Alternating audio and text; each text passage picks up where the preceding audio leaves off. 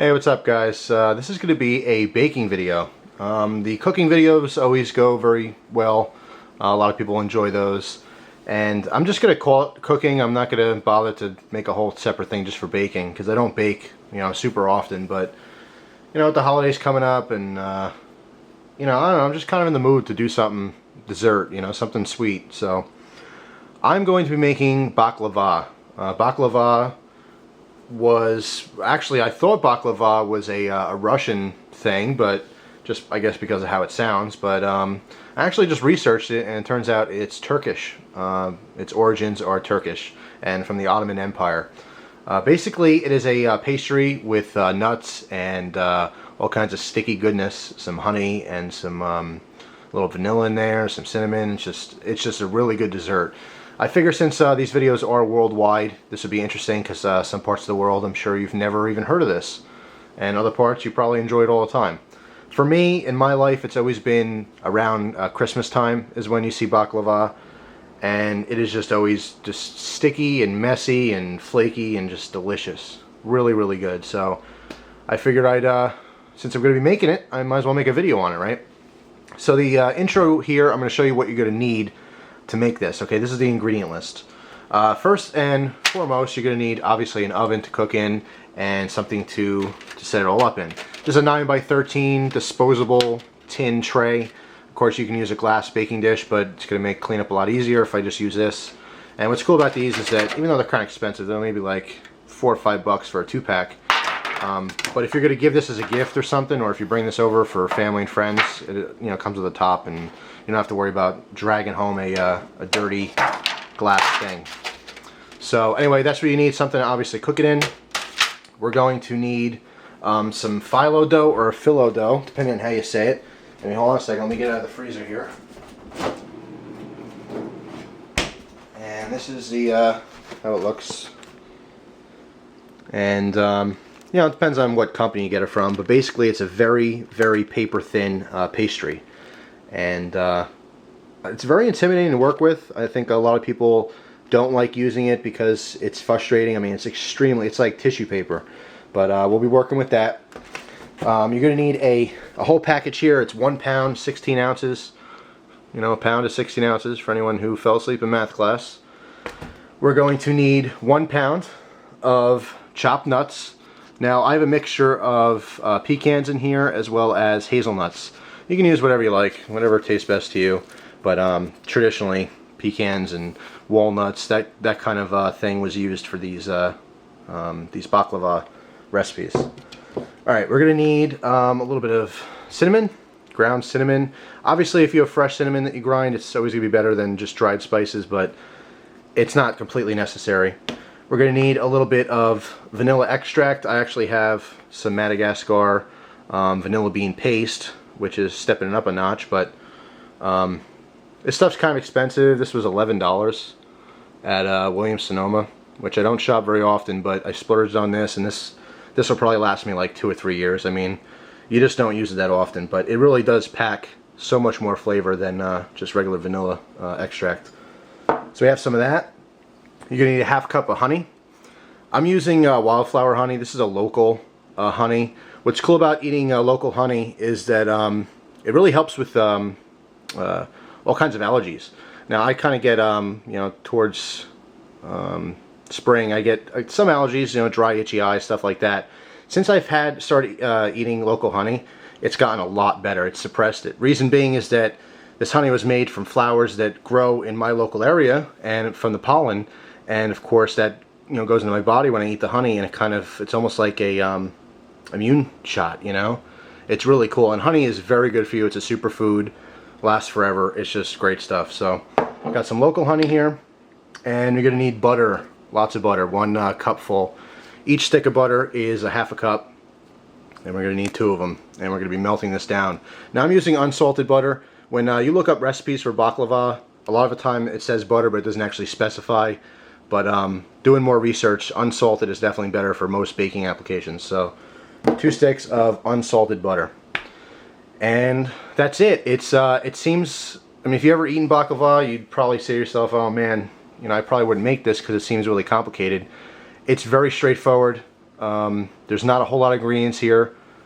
You know, you're going to see throughout this video, it's not as bad as you might think. So if it's something you enjoy eating, you might want to try making it at home. So anyway, let me prep up and let's get started. Alright guys, the first step to making this is to preheat your oven to 350 degrees, which I did. And what you want to do is, when you get your nuts from the store, they're going to be, even if you buy them chopped, they're going to be kind of rough chopped.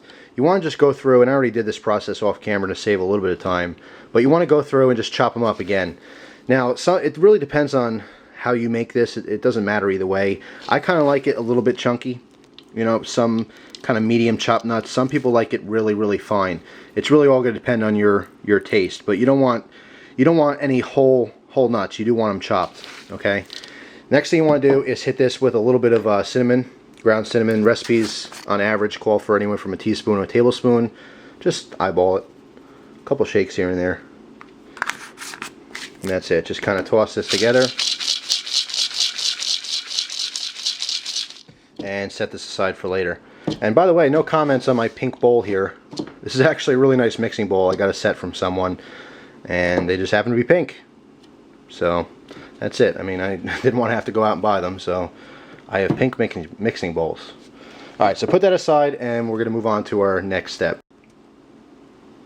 Alright, the next step here is take our baking dish, whatever you're using.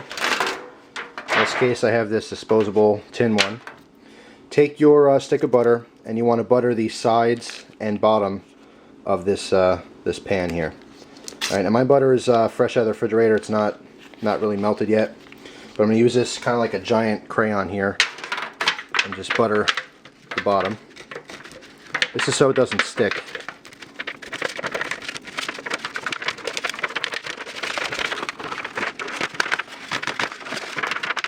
All right, so we just buttered our baking dish. All right, moving on to the next step. Alright guys, next step here is to melt our butter. Okay, so get a saucepan, or, well, saucepan's the easiest thing to use. Throw your remaining butter from the one stick in there. Come on, there we go. And then your other one, again, 1 full cup of butter, 2 full sticks. Alright.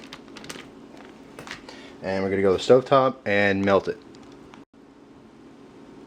Alright, I'm going to backtrack here for a second. Before I throw these out, a cool little trick I learned from the Food Channel years ago is if you're about to bake or cook something, even if you're using a frying pan, and you just opened up these packages of butter, the butter that's left that's stuck to the wrapper, you can always use that to actually grease down or butter whatever pan you're using.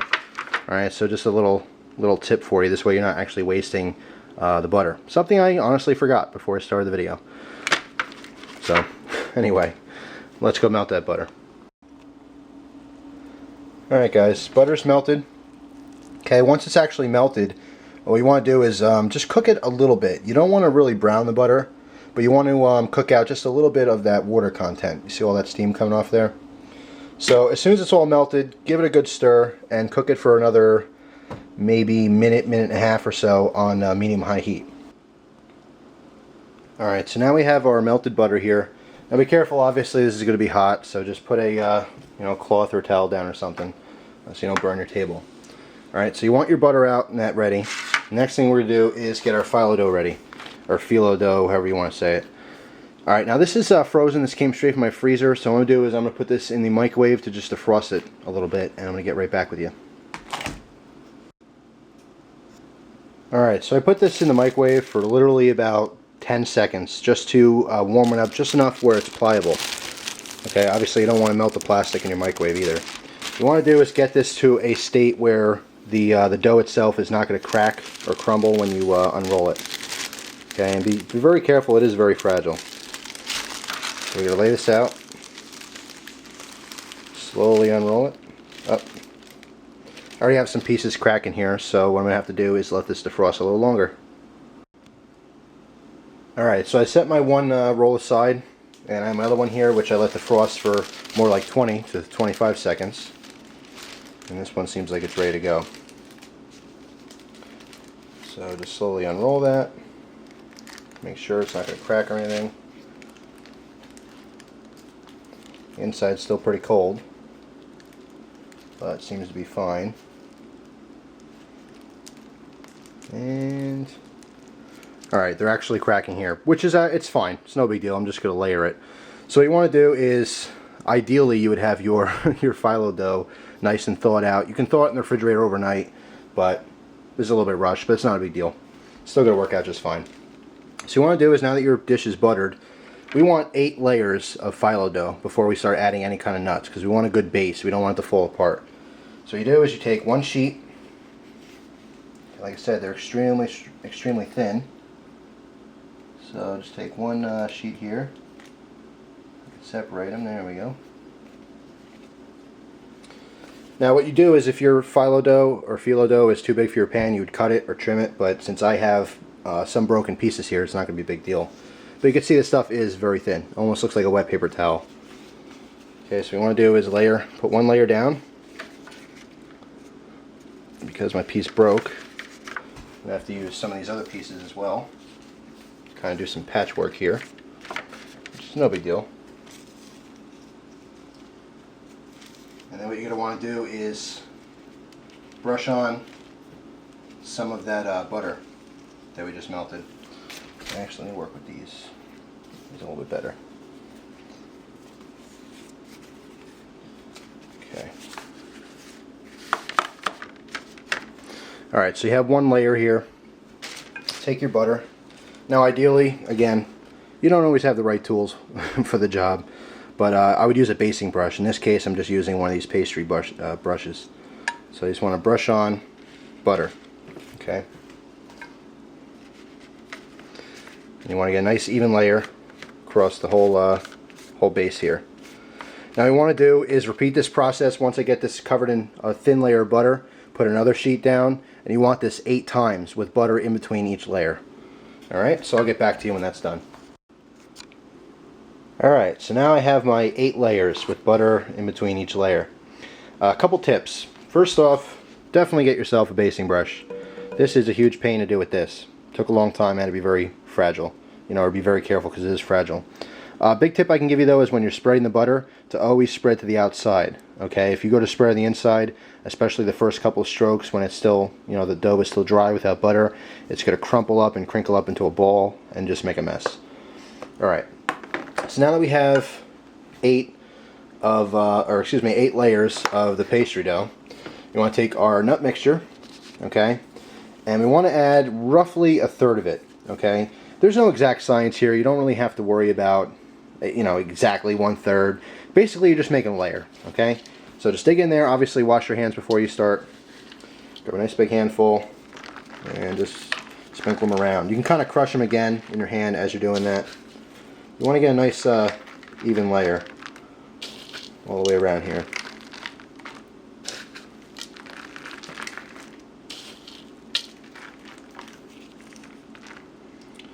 Alright, I'm going to stop for a second. Shake this around. You can see this piece here is just too big, so I'm just going to crush that up. A couple little things you could do. As you look in here, if you see a huge piece, just pick it up, break it up. Alright, and one more kind of half handful here. Okay, so shake it up, make sure it's nice and even. Could use a little more in the end.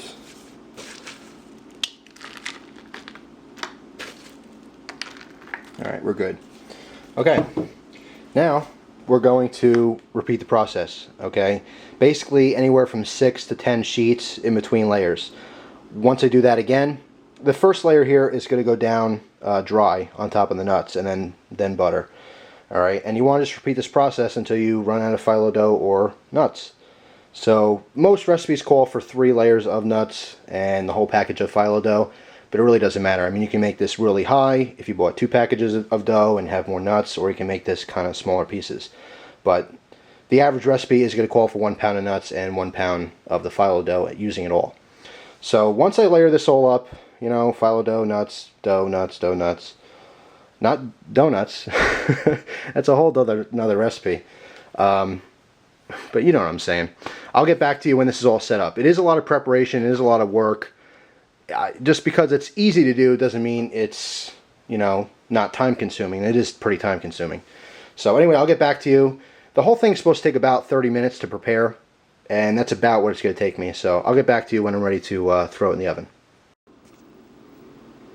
Alright, a painstaking 25 minutes later, we have all of our nut mixture used and all of our phyllo dough used. I did break a couple sheets because it started to dry out. A good little tip a lot of people give is to put a damp paper towel or cloth over the pile. But I find it's annoying to go back and forth. I mean, most professionals will tell you as long as you work fast enough, you shouldn't really have an issue.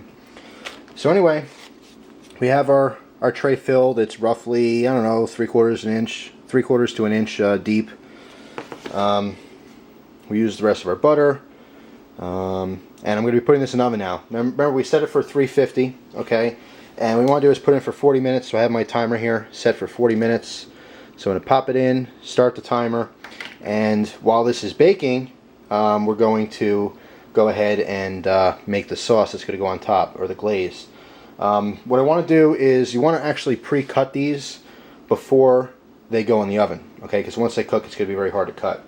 So I'm going to grab a sharp knife.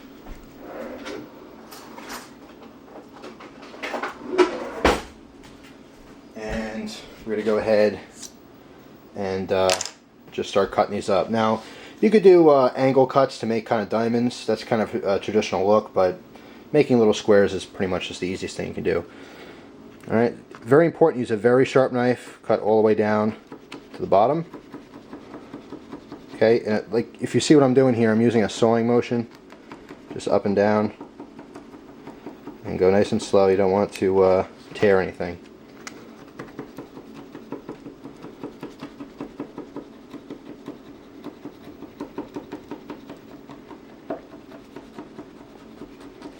And I promise you, if you use a dull knife, you will know it because you're going to start pulling everything apart. So I don't need to show you this whole process, but I'm just going to cut horizontally and vertically as well to just make squares.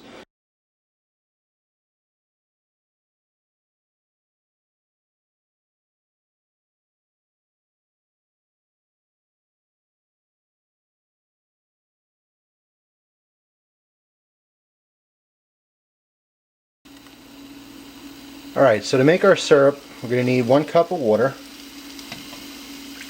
Okay.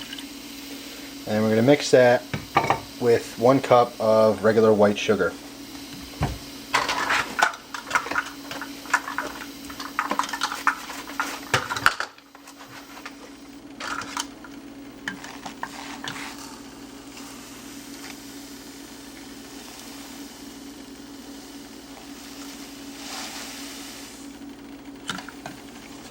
And there we go.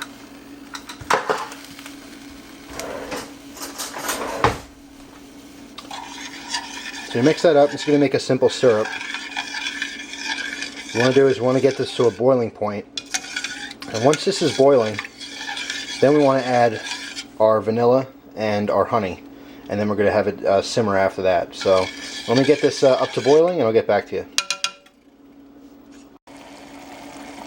Alright, so our simple syrup here is boiling, so what I want to do is turn the heat down, okay, to low, and we're going to add a 1/2 cup here of our honey.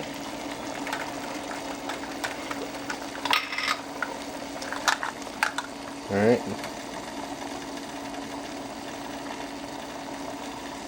1/2 cup of honey, which is actually the rest of the honey I had. So pouring that in there.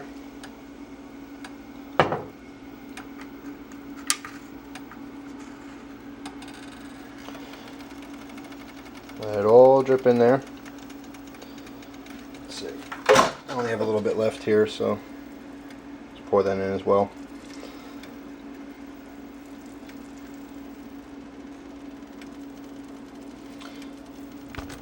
Sorry, move my camera up a little for you. Alright, so our honey went in, 1/2 cup. And then if you happen to have this this vanilla bean paste, which is basically actual vanilla beans. I mean, I don't know if you've ever seen a vanilla bean, but once you break open the pod, it's going to be hard to see this. I don't think I have macro mode on, but see all those tiny little black specks Those are all from the vanilla bean itself. So basically this is just vanilla inside of a syrup. And I don't want to go too crazy with this because it's very strong. So I'm going to use, this is just a teaspoon. And I'm going to do, not even, actually I'm not even going to use all that. Use about half of it. And that should be just fine.